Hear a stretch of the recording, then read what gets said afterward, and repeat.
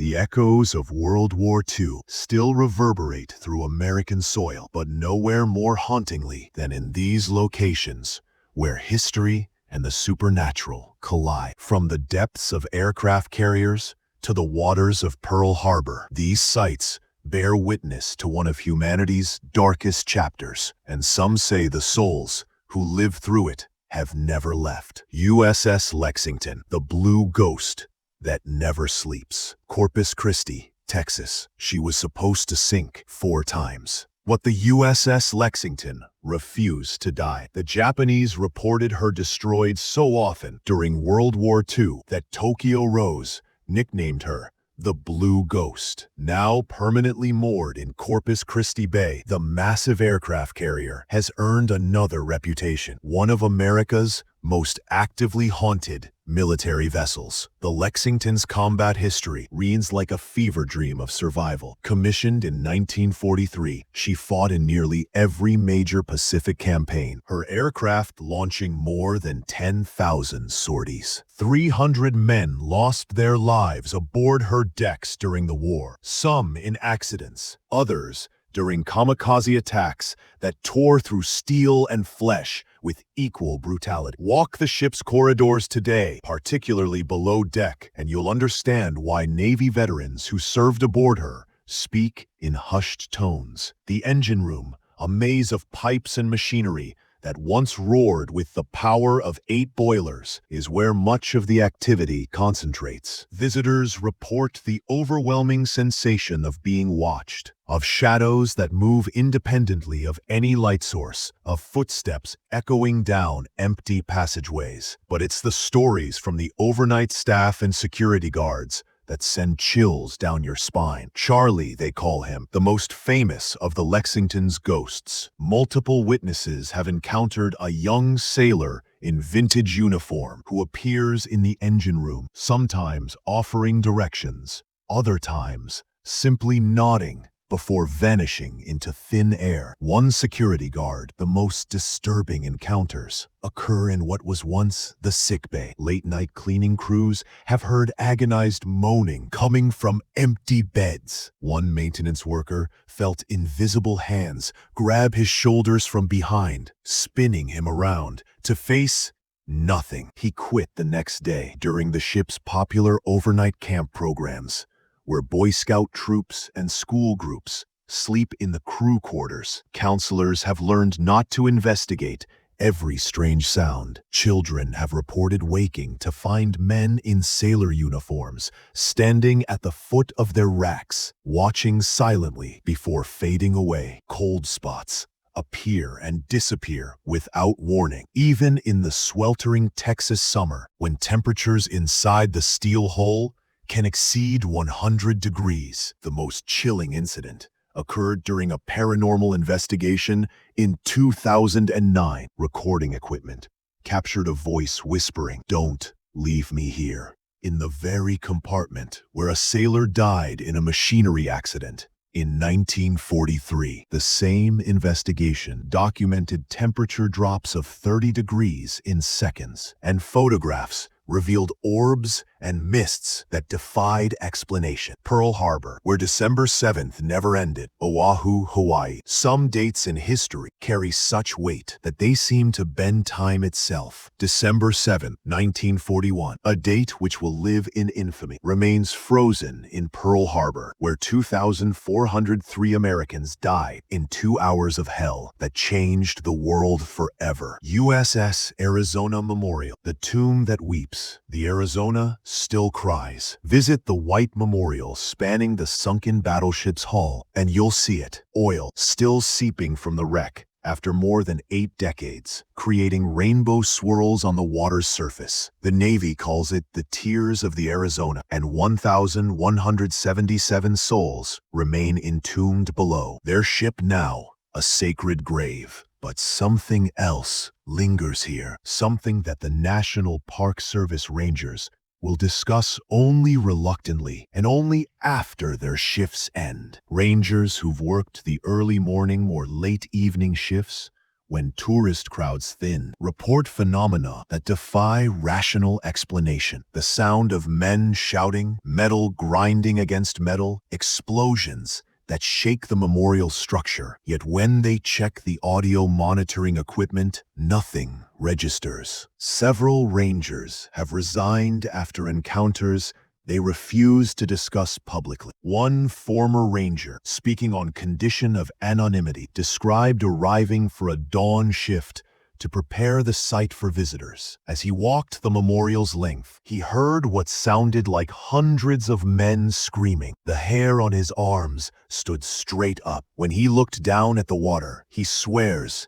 he saw faces looking up at him from beneath the surface, mouths open in silent agony before they vanished. Visitors frequently report feeling suddenly nauseated or dizzy while standing over the Arizona's hull, particularly near the shrine room, where the names of the dead are inscribed. Some describe an overwhelming sense of sorrow, so profound they collapse in tears, even those with no personal connection to the attack. Photographers have captured strange, luminescent forms rising from the water, visible only in their images. The most unsettling accounts come from the boat operators who ferry visitors to and from the memorial. Several have reported seeing a young sailor in vintage dress whites standing on the memorial's platform during dawn approaches, before any staff or visitors have arrived. When they tie up at the dock, the figure has always vanished. One boat operator,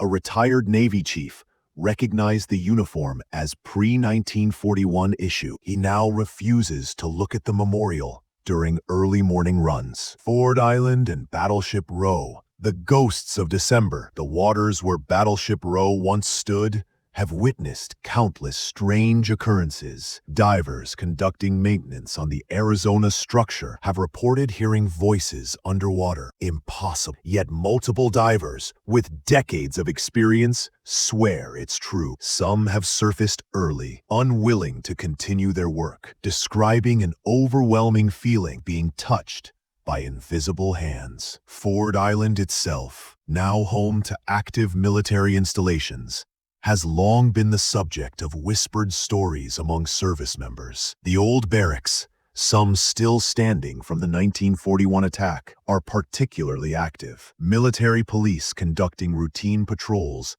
have reported seeing figures running across the parade ground, diving for cover that no longer exists. When they investigate, they find nothing, no footprints, no signs of intrusion. One MP described chasing what appeared to be a sailor in distress across the field, only to watch him run straight through a building. Another reported finding a man in bloodied khakis sitting on the steps of an old barracks building at 3 a.m., sobbing. When the MP approached to offer help, the man looked up with a face torn by shrapnel, whispered, "They're all dead," and disappeared. The base bowling alley, built near where the USS Oklahoma capsized, has its own dark reputation. The Oklahoma rolled over during the attack, trapping over 400 men inside. 32 were cut free from the hull before rescuers' torches failed. The rest drowned. Bowling alley employees working late shifts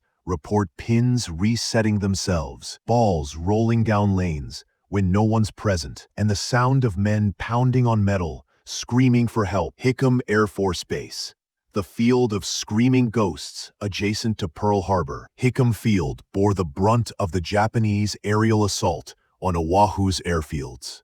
Strafing runs killed 189 people, many of them airmen caught in the open trying to reach their aircraft. The bullet holes still visible in some of the old hangar buildings serve as permanent reminders. The parking area near Hangar 15 is avoided by airmen who know the base's history. Multiple personnel have reported seeing a man in pilot's gear running across the tarmac, arms waving before disappearing. Security footage has captured anomalies in the same area, human-shaped shadows moving at impossible speeds. The old barracks area, particularly Building 52, has seen numerous incidents. Residents report waking to the sound of air raid sirens that stopped being used decades ago, followed by the thunderous sound of aircraft engines and machine gun fire. The building shakes, windows rattle, then silence returns, leaving confused residents, wondering if they've lost their minds. One airman stationed at Hickam in 2015 described being awakened by his roommate shaking him violently. When he sat up to complain, he found himself alone. His roommate was on leave 2,000 miles away. The shaking continued for several more seconds, the bed frame rattling against the floor before stopping abruptly. Later, he learned that servicemen in 1941 had tried desperately to wake their comrades during the attack, shaking sleeping men as bombs fell around them. Fort Worden, the Pacific's dark sentinel, Port Townsend, Washington, perched on the northernmost tip of Washington's Olympic Peninsula. Fort Worden's massive coastal artillery batteries stared out across the Strait of Juan de Fuca throughout World War II, waiting for a Japanese invasion that never came. But the fort's military history stretches back to 1902, and decades of soldiers, prisoners, and patience have left their mark on this windswept installation. During World War II, Fort Worden served as a crucial defensive position, its disappearing guns and fire control stations ready to protect the Puget Sound Naval Shipyard and Seattle from enemy warships. Thousands of soldiers trained here, manning searchlights and artillery, scanning dark waters for enemy submarines. The fort's underground bunkers and battery systems create a claustrophobic labyrinth of concrete corridors, ammunition magazines, and observation posts. These subterranean spaces, cold and damp even in summer, have become hotspots for paranormal activity. Visitors exploring the batteries report disembodied voices echoing through the tunnels, the sound of boots on concrete when no one else is present, and the unmistakable sensation of being followed through the dark passages. Battery Kinsey, one of the fort's most impressive gun emplacements, is particularly active. The battery's plotting room, where soldiers calculated firing solutions for the massive artillery pieces, sees frequent reports of cold spots and shadow figures. One park ranger described entering the room during a routine check to find the temperature had dropped 40 degrees. His breath misted in the July air. Then he heard it, the sound of men's voices calling out coordinates, urgent and businesslike, as if the war still raged outside. But it's the fort's former disciplinary barracks and asylum buildings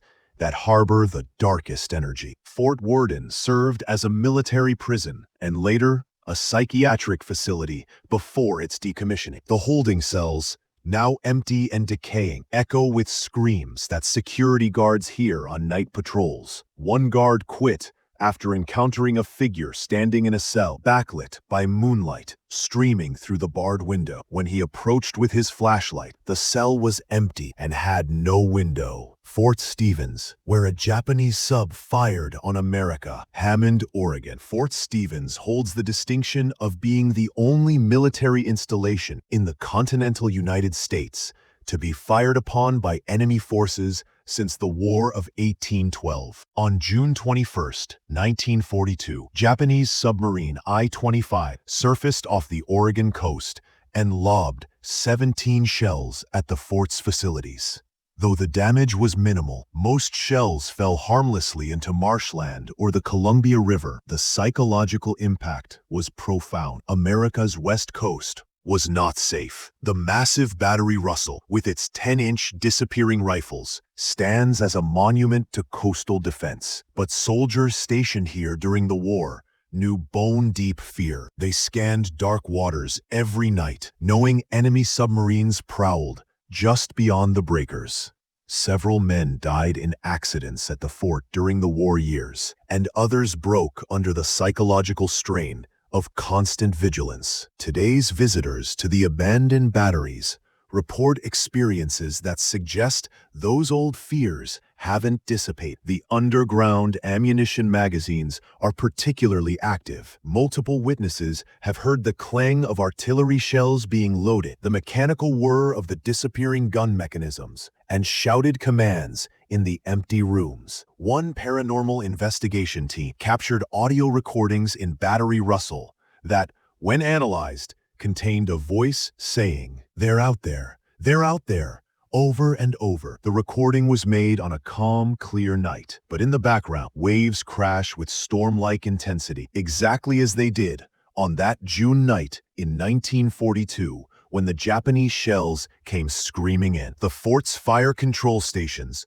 perched on bluffs overlooking the Pacific, offer spectacular ocean views and disturbing encounters. Hikers have reported seeing a soldier in period uniform standing at the concrete observation post, binoculars raised, scanning the horizon. When they approach to ask if he's part of a historical reenactment, he vanishes. Several witnesses have described the same soldier, young, perhaps 20, with a look of intense concentration on his face, the shadows that never fade. These haunted locations share common threads: sudden, violent death, young men torn from life in an instant, and the weight of a war that demanded everything from those who fought it. Whether you believe in ghosts or not, these places carry an undeniable atmosphere, a heaviness that settles over visitors like a shroud. Perhaps what we call hauntings are simply echoes, psychic recordings embedded in steel and concrete and water. Or perhaps some part of consciousness survives death, tethered to the places where life ended too soon, in fire and water and the thunderous roar of war. The veterans who survived World War II, now almost entirely gone, often spoke of feeling the presence of their fallen comrades, of knowing that those who died were somehow still there, still on watch. As one Pearl Harbor survivor said shortly before his death in 2019, "Sometimes I dream I'm back on the Arizona, and all the boys are there with me. We're all young again, and when I wake up, I'm not sure which world is real. This one where I'm old and they're gone, or that one where we're all together and always will be." Visit these sites with respect. You're walking on sacred ground, through corridors where young men faced death with courage, where ordinary people were thrust into extraordinary circumstances. Listen carefully in the quiet moments. You might hear them still, the ghosts of World War II, forever young, forever on duty, forever haunting the places where history and tragedy became one. The war may have ended in 1945, but for these spirits, it seems December 7th never really ended. The battle stations never stood down, the watches never concluded, and the ghosts of America's greatest generation continue their vigil, guarding the memories of what was lost and what was won in the darkest days of the 20th century.